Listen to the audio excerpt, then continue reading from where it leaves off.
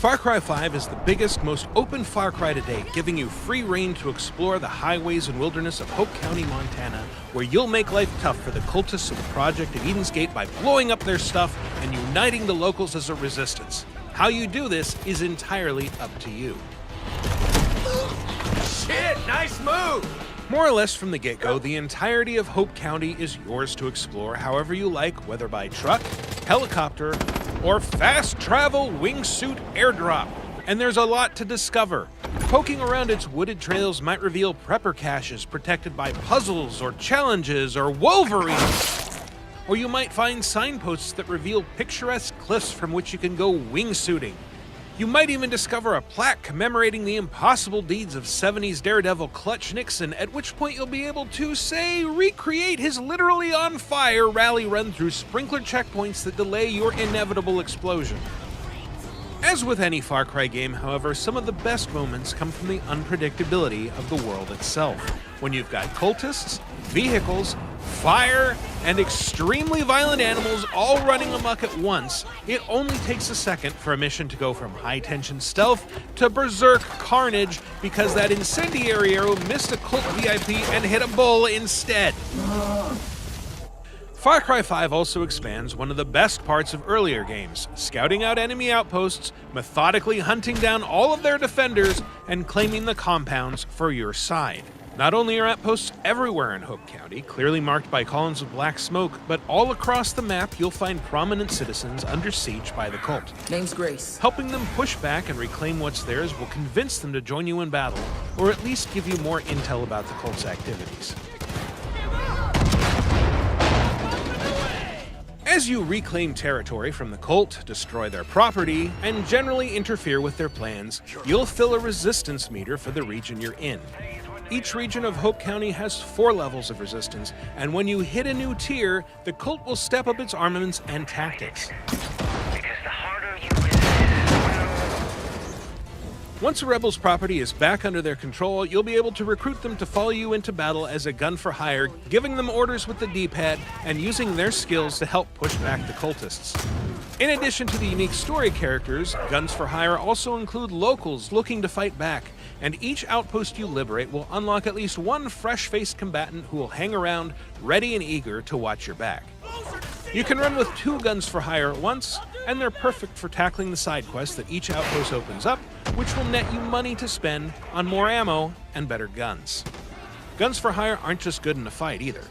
They can also revive you if you fall in battle, and you'll need to do the same for them, which can get a little challenging under heavy fire. Don't let it bother you too much if you can't reach them in time though. They won't die, but they'll also be unavailable for a while as they recover from their injuries, after which you can recruit them again. Also, be aware that any cultists you take down but don't kill can also be revived by their comrades, so be sure to finish them off good. It hurts so bad! Far Cry 5 is an adventure you can pursue on your terms, and the fact that everything can go sideways in a second because you ran too close to a seemingly harmless turkey is a big part of the fun. Hope County is wild and unpredictable, and you can find out how wild when Far Cry 5 launches on March 27th, 2018 on PS4, Xbox One, and PC. In the meantime, be sure to subscribe to this channel for more on Far Cry 5. Hello, my friends, and welcome back to PlayStation Underground. On today's show, a very special guest and game. We have Far Cry 5, and I'm joined by the game's creative director, Dan. Hello, sir, and welcome back to the program. Doing? Thank you very much for having me here. It's great.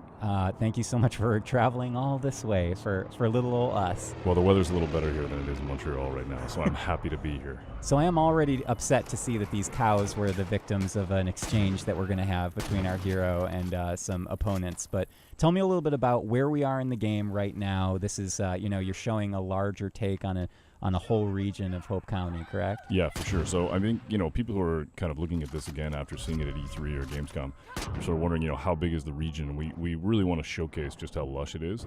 So you're just sort of outside the area that's known as Falls End, this little town. And we've got you sort of being able to bomb around and do stuff. And obviously the cult is out there, and you got to be careful. But we want to be able to surround the world with tons of stuff that you'd normally see. Cars, different vehicles you could pick up. If you want to get into a classic American muscle car, you can. But that the world's dangerous, and that, you're going to have to look around for people that you can kind of bring into your group, into your squad, and kind of push back on the cult, because we built this rich, organic world that really does push back based off of what you do right there.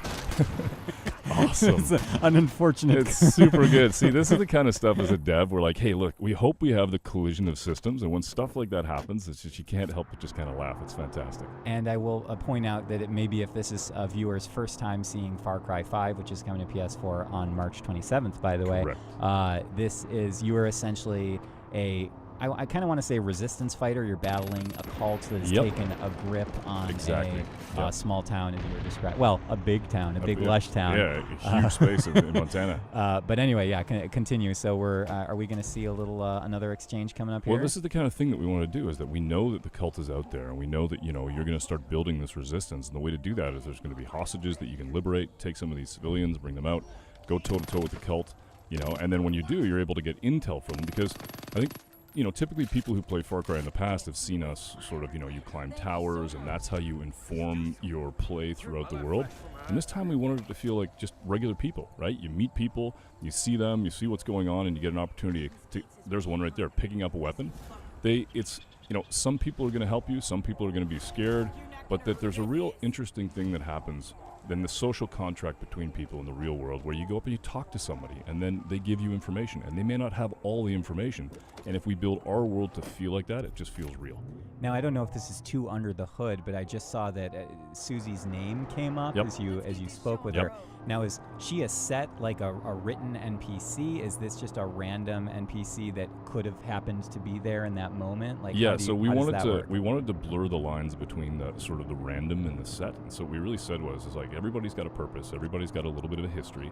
So even though Susie may not be somebody that is a large player in the story, right, she's still somebody with a personality. She has opinions. Yeah, here we go. Like, why? Oh, why not? Oh my goodness! Just drive right by it, though. Hey, there's going to be times where I'm just going to stop talking and let the game talk to itself. Absolutely. But yeah, we wanted to make it so that there's variety. There's an opportunity to have regular people who maybe, aren't going to pick up a weapon and help you. But then at that point, you're able to turn to Susie and say, hey, listen, you want to join? You want to fight with me? And you can. She's in the car. She's going to come with you. She's going to have opinions about stuff. And you're just going to go out there and have a great time together. I don't know if you're allowed to say, but is Susie going to then permanently join the roster, or is she at the whims of fate and she could potentially be, downed in combat? The whims of fate. I know, you like the that? way that sounds. I wanted to avoid something really dangerous. No, that's really good. That might be my next band name or something. The whims of fate. Do it. I like it. I'll take it. You are welcome to take it. That's awesome. I think what we wanted to do is make it so that, we had characters like that, and if eventually they do, die, that they're gone. But you do have the opportunity to bring them back, right? Okay. You do have the opportunity to do that. Okay.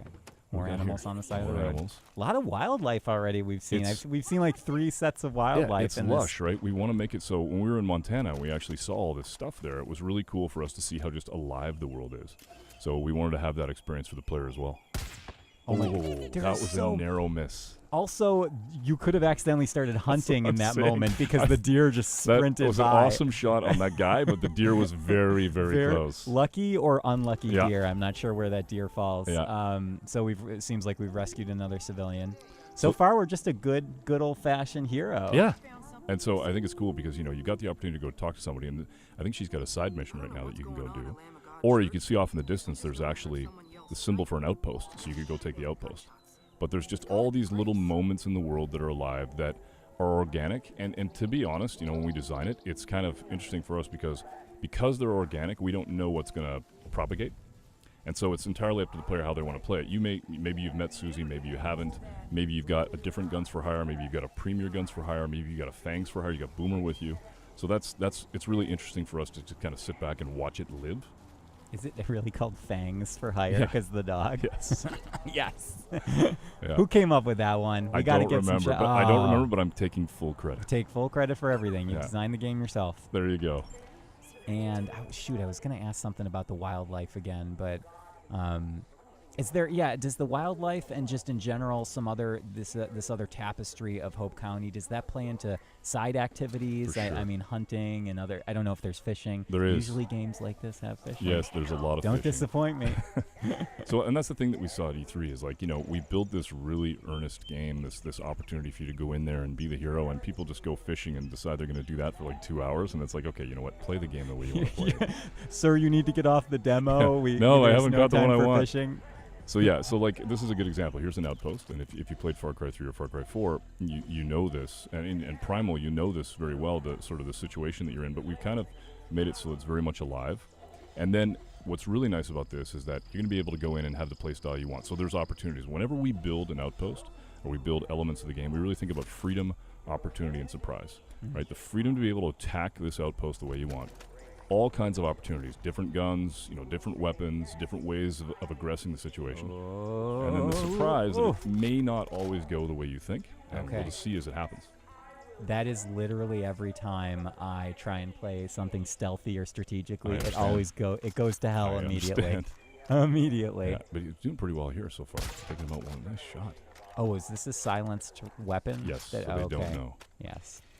Little do they know that they are under attack. Correct. You know what? I remember what I was going to ask you is, does our protagonist have like a name identity? Is it a kind of a nameless protagonist? Well, how have you guys what we've been approached trying to do storytelling? is moving towards something that's really lean, right? What I don't like is when I'm playing a game and the game doesn't communicate what my emotions are or my feelings are. So in this case, we've got. I'm just watching. Brutal. Sorry. Brutal. Just watching it happen. What we've got is a player character that's super lean. So you have an occupation, but from the standpoint of who you are, it's who you pick. Right. Absolutely. All right, so now they know. Now things are escalating. Now it's on. Escalating quickly. Yep. Tension's rising. I don't know if in this footage we're going to see our protagonist downed at any You may. point. We'll find out. You may. See, this must be really fun for level designers, having these little pockets of indoor space mixed in with the huge sprawling outdoors, because that creates little, interesting points of cover and wrinkles to that combat. The thing that's interesting is that as you're building this stuff, a lot of the designers, you're looking at the distance from the road. Everybody kind of, that's the challenge of building something that people feel like they know. I think one of the challenges of coming to the States is that people just understand how long a driveway should be, what feels right, Okay, true. Yeah. As opposed to other Far Cries, which featured more, let's say, exotic locations for an American audience. Right. But here, it's like, this is very familiar Yeah, to people. a door should be a certain size. Right. The steps there should be even branding. Like the world is just filled with branding. I think I looked away for a moment, and the outpost was liberated. Yeah, they liberated it. So in a blink of an eye. that's right. So that basically what you got here is now your legend is starting to grow, and the people in the region are starting to understand that you are pushing back on the cult. They're going to start to join you, and this is where you really see the resistance meter and the resistance start. Where now this is no longer a cult outpost. This is yours, and you've got people there that can give you quests. You've got side missions. You've got main missions. You've got story opportunities. You actually see the resistance meter go up. And what's happening there, which is really interesting for us, is if we're going to build this live game, this feeling that it's alive, and the idea that these heralds and the cult have a mandate, and that what you're doing is you're the fly in the ointment, you're getting in the way of it, so you can actually see your progression through that in the world, but you can also get the sense like they're going to push back. Are there any other gameplay wrinkles that come from building up that resistance meter? I mean, is that considered like your global experience, or is that character-based? How does that work? It's more just getting a sense of whether or not the people are going to join you, and so you're really getting an understanding of when John or Faith or Jacob or the father are going to push back on you. This is a guy named Merle. He's a pretty interesting character. I love Merle this guy. talk. Yeah. Oh no, Merle's under attack. So that's super interesting for us, is that you're in the middle of a story moment, and then what happens is that the cult shows up, and the story moment will stop, and they'll act like regular people. You'll basically see people, so you'll see stuff going on where Merle's going to run, he's going to head for cover, he's going to take a minute, he's going to, in this case, he's going to protect himself, and then when he feels like everything's done and over, he'll continue the conversation. Nice. I'm thinking about all the programming nightmare that entails. It's and not easy. No, it's definitely not. We got a lot of smart people back in Toronto and in Montreal and around the world who really worked incredibly hard to be able to do this and bring these characters to life. And it's the devil's in the details, right? If you walk up to somebody and you go, hey, listen, I want to have a conversation with you, and then you decide to walk away, they're going to get a little pissed off. They're going to get a little hurt. And when you come back, they may give you a little bit of grief about it. You can hurt feelings in this game. You watch out, because that's the truest weapon. It really is. Is the mind and the heart. Words hurt. Yes, absolutely. So now I don't know if you know where we're driving next. Yeah, So it looks like we have a waypoint in the distance here. What's happening here is that you're basically going to go, Merle's got this pretty cool car, and on the back of it is this 50 cal, and he's basically saying, if we're going to do some damage against the cult, let's go get this thing. So it's called the Death Wish. So you're going to go back and basically try and find this thing. Okay, gotcha. It sounds, very peaceful vehicle, the Death Wish. The Death Wish. Yeah. Right? They really named it. They nail on the head with that Happy one. birthday! It's the Death Wish.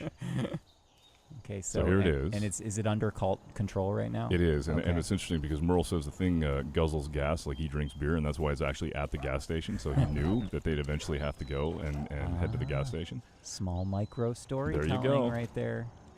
Dan, you got it all figured out.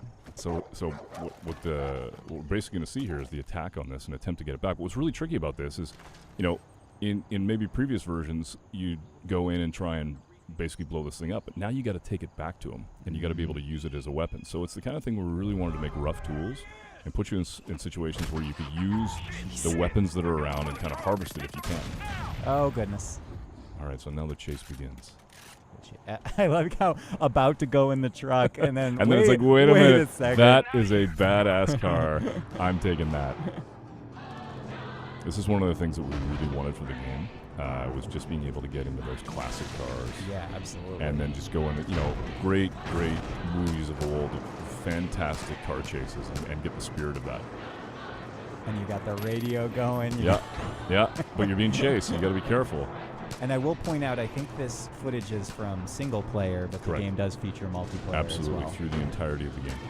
Through the entire game. Yeah, what we wanted to do is just build this system of the for hire system so that it all felt like it was under one umbrella. So you have Sure. guns for hire, fangs for hire, and then a friend for hire. Good old friend for hire. Yep. Just going completely off-road bonkers. Oh gosh. Yeah, so they got backup, right? Basically calling for help. Tell me, I don't know if you want to talk a little bit about the weapon system here, but I don't know how expansive customization is, or if it's very straightforward, like you grab a weapon and you go. How did you guys approach design? I think the way it starts is just being able to pick up weapons, and being able to grab things that are around you, and then start to, as you get an appreciation for what it is that is your play style, to be able to go into shops and to be able to find weapons or buy weapons, and then customize them the way you want, and sort of get that classic feel to them. So definitely, for sure, if you love doing that in previous Far Cry's, you're going to love it in this one. I always spend an inordinate amount of time customizing my arsenal, and then I feel like I just end up switching to something else minutes later, but it's part of the fun. It's all part of the journey. Oh goodness, hello.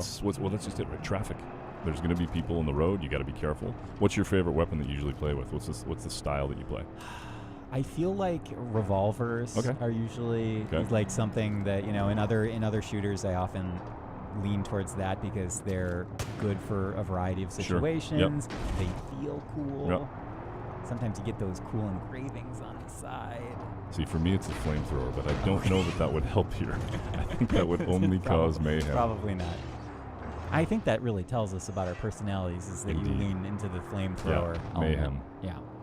No, What's cool about this is that you're actually seeing like life on the side where the cult is going in, they're taking people. It's in the middle of a mission, but still the world is open.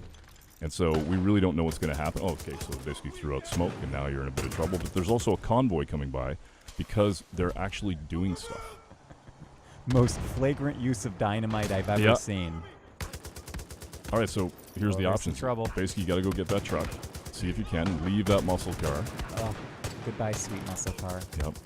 We hardly knew ye. Oh, here you go. You get to turn it into a weapon. Up in the 50 cal. Oh, there and he is. unleash. Now That I think that soldier probably should have turned tail at that point. Yeah, I you know think what? strategy dictated. At that point, maybe. maybe the courage was too great for him. So now you got to head back towards Merle. You got the truck. And now, when you eventually get back there, Merle hops in the back. He hops on the 50 cal. And now what you're going to do is you're going to basically go around here to this place where they're stashing this thing called the Bliss. And that's one of the things that the cult uses to control people. So there's all these barrels of bliss, and you basically destroy them, blow it up, And if you're successful, you get to keep the Death Wish. But only if you're successful. Only if you're successful. And you can hear it, actually. You hear that reverb? That's the actual drug taking its effect on the player as you play. Oh, interesting. Okay. Oh, no. Oh, boy. Fire inside the vehicle, Yep. never a good sign. Nope. Please exit as soon as possible for your safety. All right, so now Merle's in the 50 cal, and he's actually unleashing on these guys at the same time as you. I like that you're still getting the stealth markers in a very Yeah. They're like, are you trying to? Yeah, No, you're okay. No. I'm good. No stealth needed Not here, sir. today. What about how do you guys manage the day-night cycle in Far Cry 5? Is it dynamic? Is it something that's set? Does it depend on story missions? There's definitely moments in the game where we wanted you to be able to experience a certain time of day, but Right. for the most part, it's pretty organic, right? Sure. It manages it the way that you would expect it to. So you just completed the Death Wish, and now you can go and repair if you want, or you can go talk to Merle, or you can even go in and buy a new vehicle. Entirely up to you. You just drive that one straight off a cliff. Yeah, and then Who you go needs back. the Death but once Wish? you find it, it's yours, because that's what you want right now. We're headed to something a little bit more interesting. This is a little. This wasn't interesting. Well, the already? last one was interesting, but this. Well, I think you'll see what I mean. This is Clutch Nixon, the greatest stuntman ever to come out of Hope Valley. Oh my goodness. So it's. Yeah, I just want to hear this. So now, what we really wanted was, whenever time you go to a place and you sit in a bar and you hear about these stories of The local legends. the local legends. Yeah. We really wanted one, so we built one, and you get to play the memories of his greatest achievements as a stuntman. And they're just awesome. They're just out of control. They're just ridiculously amazing. The So car's this- on fire. You're actually kind of in the past Correct. right now. Yes. Okay. Yeah, you're living sort of the best of his adventures and seeing if you can really beat his. And you can actually hear like the sportscaster talking about your feats and how you're doing. Dan, are you saying that I can change the past by reliving the life of Clutch Nixon? I don't know if you could do that. Aren't we writing the past in this moment? You might be. Oh, you goodness. Might be. But I remember, Yep, people recovery. talking about this. Like, why is the car on fire? Because it's awesome. It is. Dangerous, awesome. Yep. On fire still. That car must feel like an oven. Yep. Correct. Love the music. Yeah, it's got to have a little bit of rock in there. Yeah. You guys always have fun with music We in really these do. games, don't Yeah, you? we really do. I think we spoke about that before. Is Yep. that especially with this game, you're tapping into almost a completely different musical tapestry for sure. compared to the other Far Cry games. And I think the thing too is that we really tried to make it so that each region is different. So as you traverse through the world, yeah, here you go. Big Yeah. jump. Yeah. There you go. The And big finish. into the water. He survives that, right? He Was survives that- everything. Okay. He's Clutch Nixon. Okay. Well, showed me. Yep. So yeah, the music is just such a big part. I mean, it's part of what brings the charm. It's a huge component of emotion and whether or not you feel that in the game and how you. And we just put these sort of in the world so that you can experience it. And that's the thing about the game is that we built this game. We definitely have a story that has earnest moments in it. We definitely have moments of huge pushback on the cult, but we also recognize that just because we're thinking that the game is played a certain way is not the way that people will play it. And what we want to be able to do is build a world that's organic and allows the player to go in every direction, get any vehicle that they want, be able to basically play the game and author the experience the way they want, and then go off and basically, it's not predictive. We want them to just go and play. I think that's one of the most fascinating things about open world design to me as someone from the outside. Okay, Something is afoot. So somebody, they just, basically if you go into the map and you're able to go over a couple of key locations, what you can actually hear is people who are in trouble, and they're basically calling you over the radio. And so I think this heads towards Boomer. You think? We're I not think. sure. Pretty sure To, this to is be towards to be Boomer. confirmed shortly. Yes. The little nav points. That's super This cool. I wish that today's GPS could provide that level of precision. Yeah, you're driving a car that's, rear-wheel drive, pretty slick, got racing slicks on it, but you got this amazing GPS. But it's, it's important that if we build a world where if the player really wants to go and do something, we give them the opportunity to know absolutely. where to go and what Yeah. to do, and to You just play into the game. You could easily get lost in For in sure. a big open world For like sure. this. So. Oh goodness. Hello. Here they come. They're really not following the rules of the road, are they? No, they're not. Oh, just missed. Oh my God! Look at that swerve. Oh, they just called for backup, so there's more of them coming. Oh Oh, and this is great.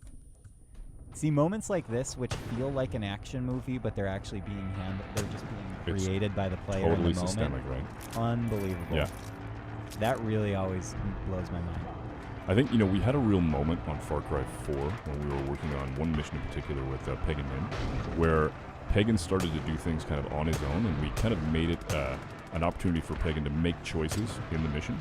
And we were thinking to ourselves, why don't we just allow the game to do that across the entirety of the game? So right here, the cult pushes back, maybe an animal's going to show up, but you got a helicopter that's going to attack you. Meanwhile, you're headed towards a mission, or you may even be mid-mission, but this kind of stuff happens, and we don't know that it's going to happen, and then we get to see it firsthand. Dan, I have a great subtitle for Far Cry 5 I'd like to pitch to you Okay, now. I know let's the hear it. game title's already been decided. Let's hear it. Far Cry 5, multitasking. I got it. I think it's going to sell. Okay, we'll get the .com address later. Yeah. Just work out the details with my lawyer. Cool. And I love, you can see in the distance, you got these amazing mountains. It's just, I love the diversity of the environment as well. Well, you asked the question about night and day, and honestly, it's like there's some really cool things about sort of being alone in the dark and feeling the sense of, what's around the corner. And then there's just these beautiful moments of dawn or dusk. And the lighting in Montana was phenomenal when we were there. So we just wanted to be able to experience that. But then there's also terrible stuff that's going on where the cult's done terrible stuff because they're bad people and basically come in and then you have an opportunity to push back on them.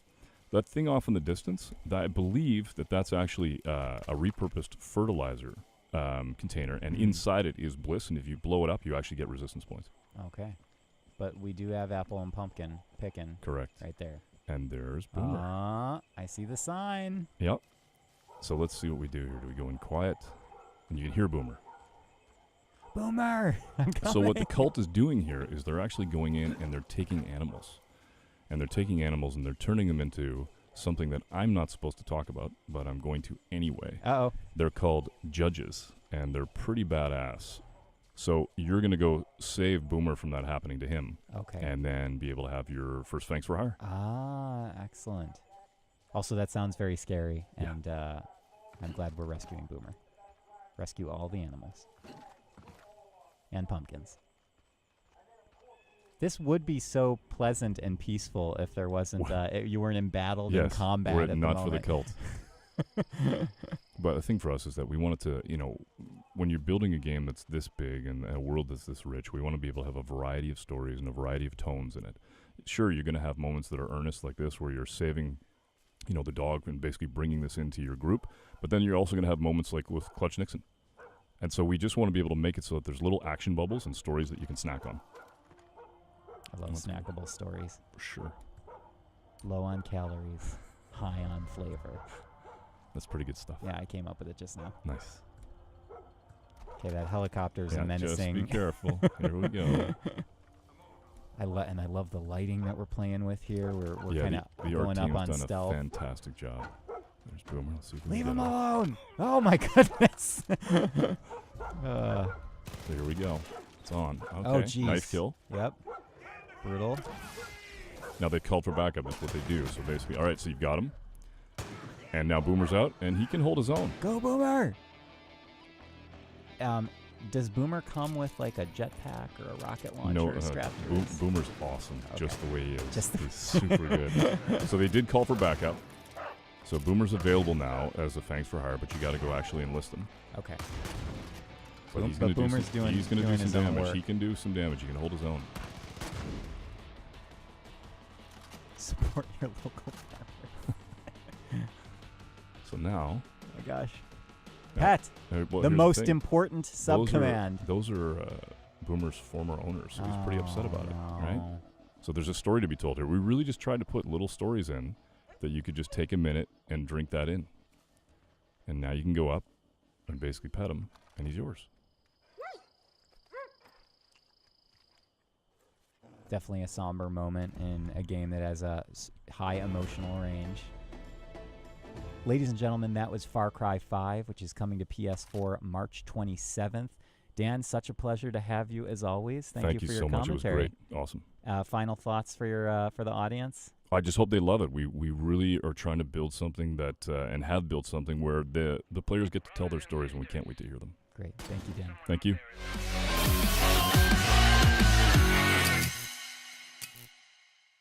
上。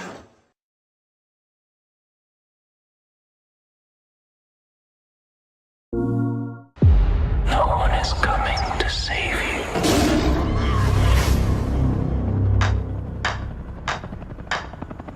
The world is going to hell out there. Eden's Gate is the center of it all. You want to get out of here alive? Gotta make them feel the pressure.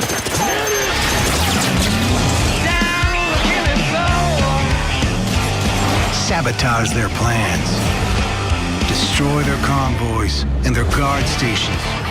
You'll remember, the more you play with their nerves, the bigger their reaction. And nerves, they've got lots of it. You got me down on the killing floor. I got friends out there too. Good people. They're ready to resist. All they need is a spark. The more you help liberate a region, the more the resistance meter will fill up. And the more resistance means more people who fight by your side. They want a war. Let's make sure we don't disappoint.